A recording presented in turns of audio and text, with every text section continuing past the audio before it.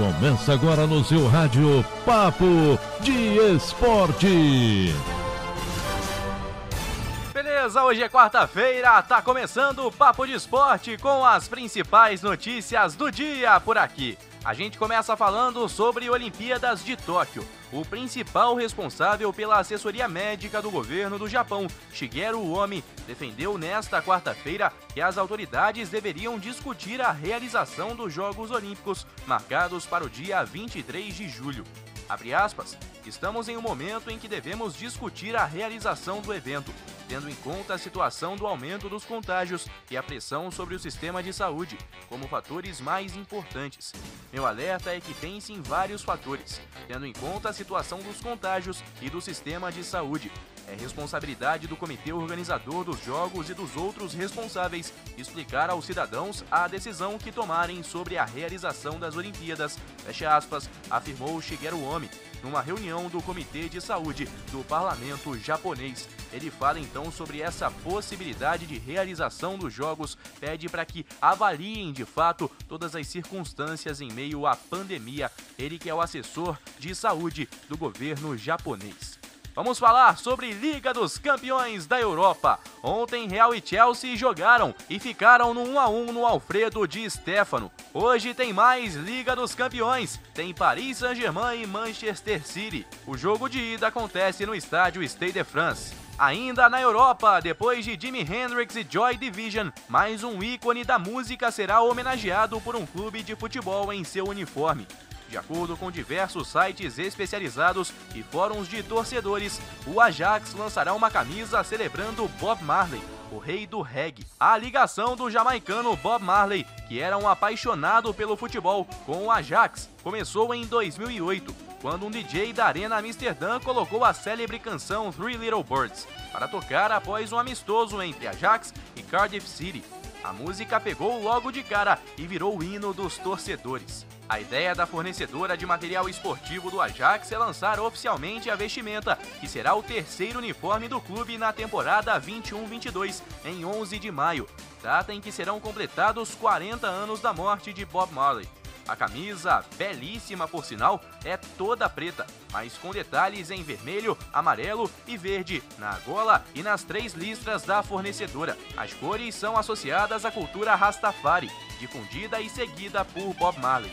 Além disso, na parte interna da camisa, os 3X característicos da cidade de Amsterdã contam com essas mesmas cores e acompanhados de 3 silhuetas de passarinhos, em alusão ao hino Three Little Birds. Aí então, uma nova e bela camisa do Ajax, que deve ser lançada em breve.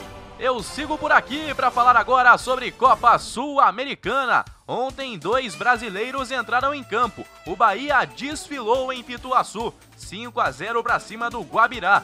E o Ceará foi à Argentina empatar em 0-0 com o Arsenal de Sarandi.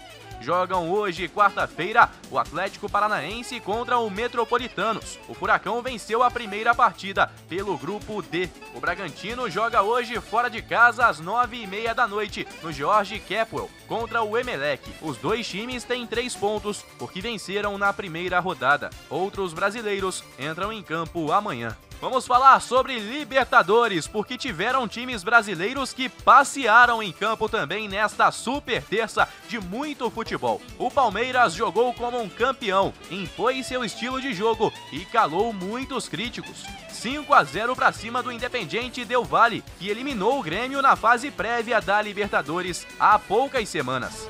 Nesse momento, o Palmeiras é líder do Grupo A e não tem chance de ser ultrapassado por Defensa e Justiça ou Universitário, que jogam na noite de hoje.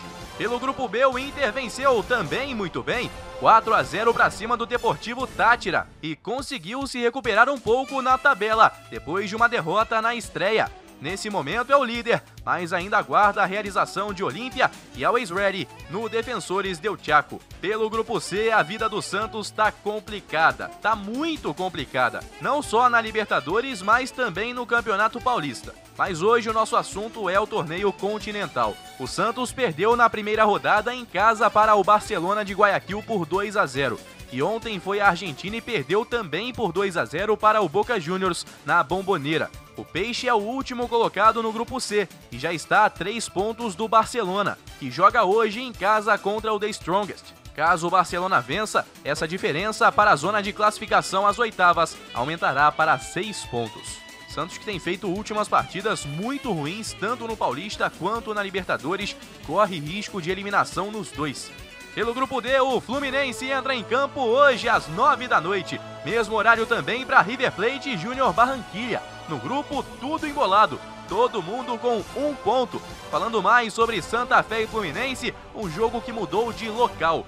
Com um imbróglio, então, do local resolvido, Santa Fé e Fluminense medem forças no estádio Centenário, em Armênia, na Colômbia. Será o primeiro dos 2 jogos em sequência do tricolor no país. Inicialmente, a partida estava marcada para o estádio Metropolitano de Techo, em Bogotá, mas a prefeitura local emitiu um decreto proibindo eventos esportivos na capital nos próximos dias, a fim de conter os avanços da Covid-19. Tanto o Fluminense quanto o Santa Fé empataram na estreia em 1-1, com River e Júnior Barranquilla, respectivamente. Este será o primeiro jogo do tricolor contra um time colombiano na fase de grupos da Libertadores. E a primeira partida oficial entre as duas equipes, que até hoje só haviam se enfrentado em 3 amistosos. Todos no estádio El Campín, em Bogotá. A vantagem no confronto é tricolor. Venceu por 1-0 em 57 e por 2-0 em 60. Perdeu por 1-0 no último duelo, em 1964. Falando mais sobre a escalação do Fluminense, após a boa impressão deixada contra o temido River Plate, o tricolor terá a missão de buscar pontos fora de casa e terá uma vantagem: a ausência da altitude dos 2.600 metros de Bogotá, depois da mudança do local da partida. Por outro lado, só chegará à Armênia no dia do jogo, horas antes da partida. Com força máxima dos titulares, Roger pode repetir a escalação da estreia ou entrar com Wellington em uma formação mais cautelosa, com 3 volantes. E vamos seguindo então, girando pela Libertadores. No grupo E, o São Paulo joga amanhã contra o Rentistas, no Morumbi, às 9 da noite. Grupo F não tem brasileiros e a gente pula para o grupo G, para falar de outro passeio do Flamengo no Maracanã. Com direito a um golaço, a uma pintura de Pedro, entrou no jogo e no seu primeiro toque na bola, tirou todo mundo e colocou por cobertura no fundo das redes. O Flamengo mantém 100% na Libertadores e tem 6 pontos na primeira colocação. LDU tem 4, União La Calera 1 e o Vélez perdeu mais uma e não tem pontos no grupo G.